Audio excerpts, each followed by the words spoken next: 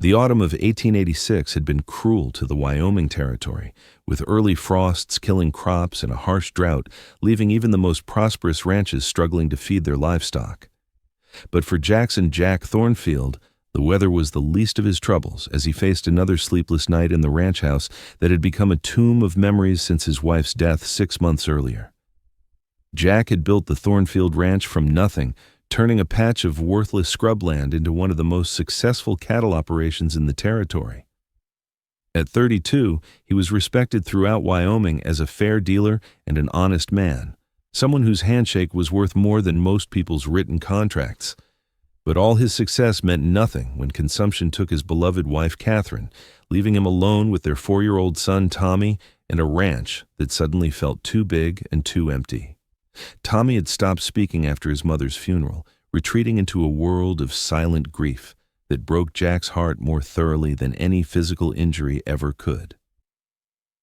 The boy spent his days sitting by the window, watching for a mother who would never come home, while Jack struggled to balance the demands of running a ranch with caring for a traumatized child who seemed to be fading away before his eyes. The ranch hands did their best to help, but they were cowboys, not nursemaids, and Tommy needed something they couldn't provide: the gentle touch and patient understanding of a woman who knew how to heal broken hearts. That's when fate brought Elena Rodriguez into their lives, though her arrival was far from the answer to prayers Jack might have hoped for. Jack first noticed the theft on a Tuesday morning when he went to check the smokehouse and found that someone had taken 2 strips of bacon, a small bag of dried beans, and a loaf of yesterday's bread. The theft was so careful, so minimal, that it spoke of desperate hunger rather than casual greed. Someone was taking only what they needed to survive. Over the next week, the pattern continued. Small amounts of food disappearing, always the plainest items, never enough to significantly impact the ranch's supplies, but clearly enough to keep someone alive. Jack found himself oddly reluctant to set traps or post guards, sensing that whoever was stealing from him was driven by necessity rather than malice. The mystery was solved on the following Sunday when Jack rose before dawn to check on a sick calf and discovered the thief crouched behind the barn, desperately trying to soften hardtack with water from the horse trough. She was barely more than a girl, maybe 19 or 20, with long dark hair that had once been beautiful but was now tangled and dirty from weeks of rough living. Her dress was little more than rags, patched and repatched until the original fabric was barely visible. But what stopped Jack's heart was the bundle she held protectively against her chest. A baby, maybe 3 months old, wrapped in what looked like pieces torn from her own undergarments. When she saw Jack approaching, Elena's first instinct was to run, but exhaustion and malnutrition had left her too weak to flee. Instead, she pressed herself against the barn wall and held her baby tighter, her brown eyes wide with the kind of fear that comes from having nowhere left to turn. "Please," she whispered in accented English, her voice hoarse from thirst. "I take only little food. My baby, she's hungry. I work for food, I clean, I do anything. Please, no send away." Jack stopped several feet away, his hands visible and non-threatening, recognizing the desperate courage of a mother protecting her child. "What's your name?" he asked gently. "Elena. Elena Rodriguez. This is Maria." She shifted the baby to show her face, a tiny, beautiful child with dark hair and her mother's striking eyes. "We come from Mexico. My husband, he died in my accident. No family, no money. We walk many days, but the most shocking revelation was still to come." As Jack knelt in the dirt beside Elena, offering her water from his own canteen and watching her drink with the desperate gratitude of someone near death from thirst, he noticed something that made his chest tighten with unexpected emotion. The way she held her baby, the soft crooning sounds she made to comfort the infant, the way her eyes never left Maria's face even in her own extremity. It reminded him powerfully of Catherine during those precious months when they'd thought they might have more children. "When did you last eat a real meal?" Jack asked, studying Elena's hollow cheeks and the way her dress hung loose on her thin frame. Elena considered the question seriously, as if trying to remember something from a distant past. 3 days? maybe 4. Maria, she needs milk, but She gestured helplessly at her own body, the universal sign of a nursing mother whose own starvation was preventing her from feeding her child. Jack made a decision that would change all their lives. Come inside, both of you. Get cleaned up, get some food, and we'll figure out what comes next. Elena stared at him as if he'd spoken in a foreign language. You know call sheriff? You know send away? I don't send away mothers and babies, Jack said simply, especially not when they're starving. As he helped Elena to her feet, supporting her when her legs threatened to give out from weakness and relief, Jack caught a glimpse of movement in the ranch house window. Tommy was there, his small face pressed against the glass, watching this stranger with the first spark of curiosity he'd shown since his mother's death. And that's when everything changed forever. Elena's presence in the Thornfield ranch house created an immediate transformation that Jack hadn't expected. The building that had felt like a mausoleum for months suddenly came alive with the sounds of a baby's cries, a woman's gentle humming, and most miraculous of all, the sound of Tommy's voice.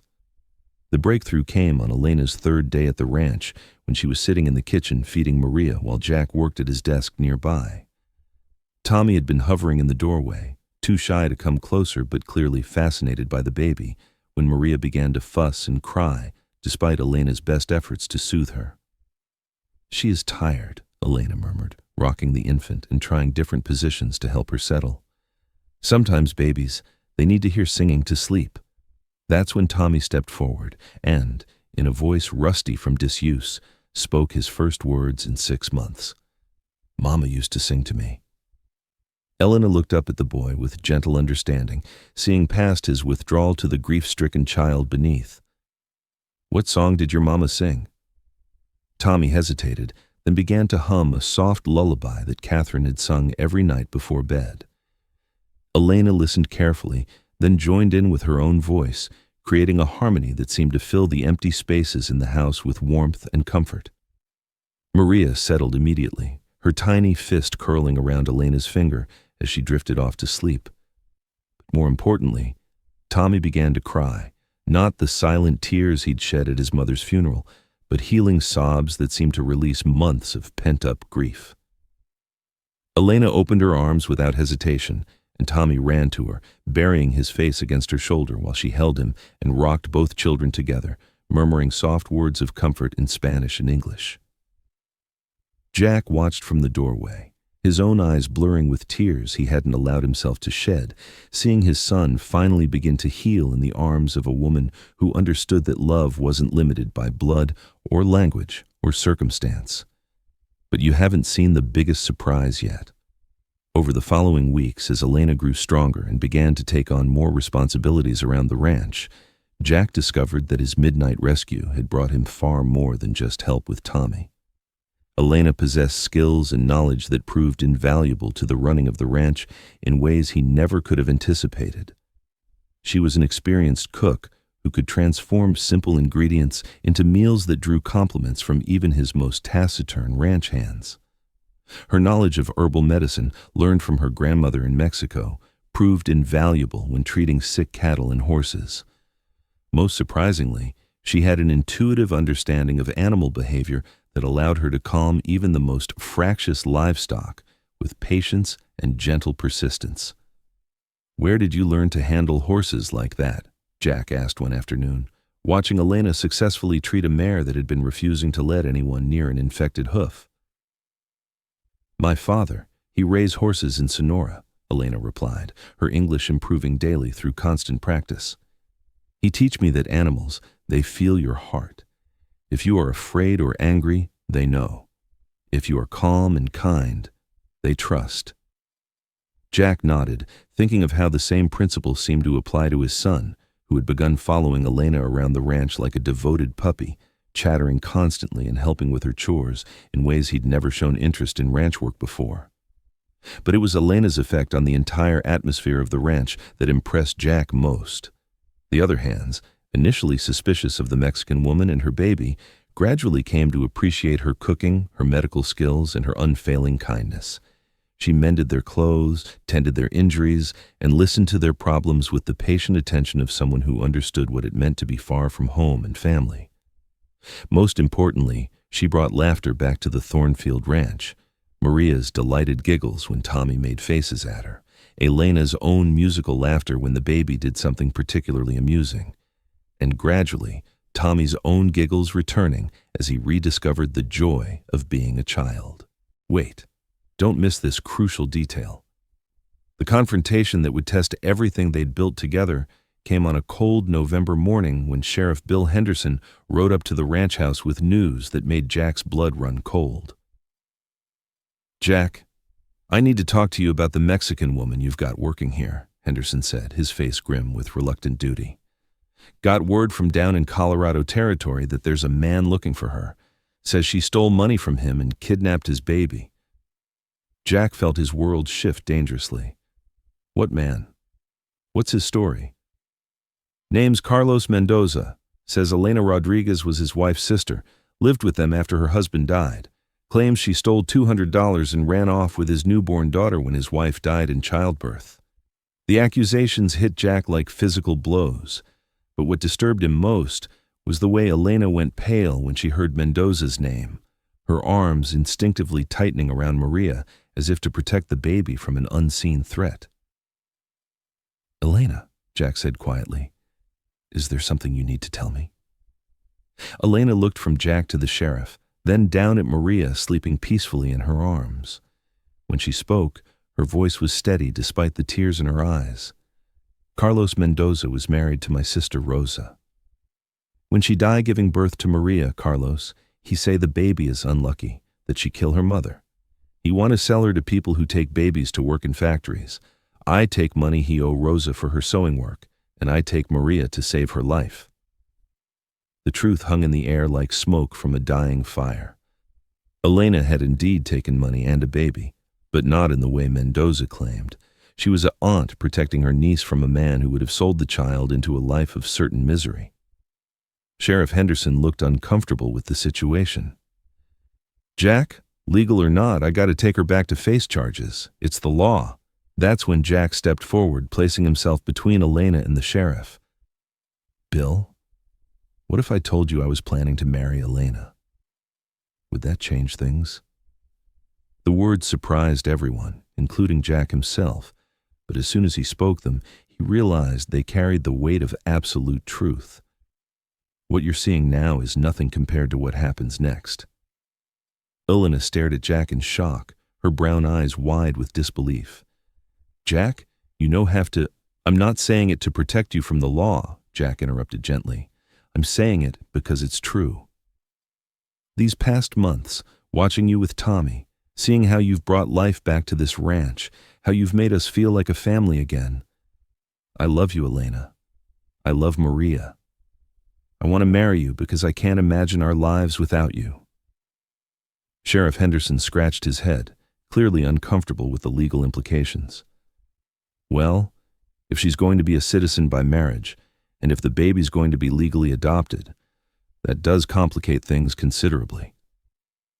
Elena's tears fell freely now, but they were tears of joy rather than fear. "You would do this? You would make Maria your daughter?" Jack knelt beside her chair, taking her free hand in both of his. "Elena, you've already made Tommy your son in every way that matters. You've given him back his voice, his laughter, his hope. Let me do the same for Maria. Let me give both of you a home, a name, legal protection, and all the love I have to offer." The wedding took place 2 weeks later, with Sheriff Henderson serving as both witness and unofficial officiant, having decided that the complications of international law were beyond his jurisdiction, and that sometimes justice was better served by love than by rigid adherence to legal technicalities. Tommy served as ring-bearer, carrying the simple gold bands Jack had ordered from town, with the solemnity of someone who understood that he was participating in the creation of a new family. Maria, now chubby and healthy from months of good food and loving care, slept peacefully through the ceremony in her mother's arms.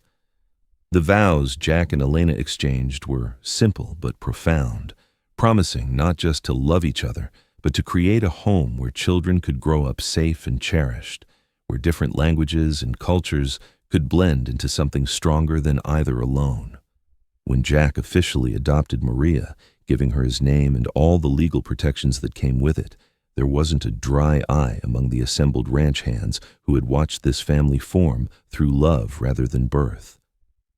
Years passed, and the Thornfield Ranch became known throughout Wyoming Territory as a place where families were built on choice rather than chance, where love mattered more than bloodlines, and where children grew up understanding that home was defined by the people who chose to stay and fight for each other. Tommy grew up bilingual and bicultural, equally comfortable with Mexican traditions and American frontier life. Maria became the bright, curious daughter of a rancher who taught her that being female didn't limit her possibilities, only gave her different strengths to develop. Elena never forgot the desperation that had driven her to steal food for her baby, and the Thornfield Ranch became an unofficial sanctuary for other traveling families who found themselves in similar circumstances. No one was ever turned away hungry, and several marriages began with a conversation around Elena's kitchen table between lonely ranch hands and women who had thought their chances for happiness were over. The woman who had been branded a thief became known as the heart of Wyoming's most prosperous ranch, and the widowed rancher who had lost faith in the possibility of love learned that sometimes the most beautiful families are the ones built from the wreckage of other people's broken dreams. If this story moved you, if it reminded you that family is created by choice and sustained by love rather than defined by law or blood, then you found your home. Subscribe to Wild West Romance Stories for more tales of second chances, unexpected love, and the courage it takes to build something beautiful from life's hardest moments. From ranch house kitchens to courthouse ceremonies, every story we tell proves that the strongest families are forged not in comfort, but in the shared determination to create home wherever love takes root. This is where broken hearts learn to heal and where love writes its own laws.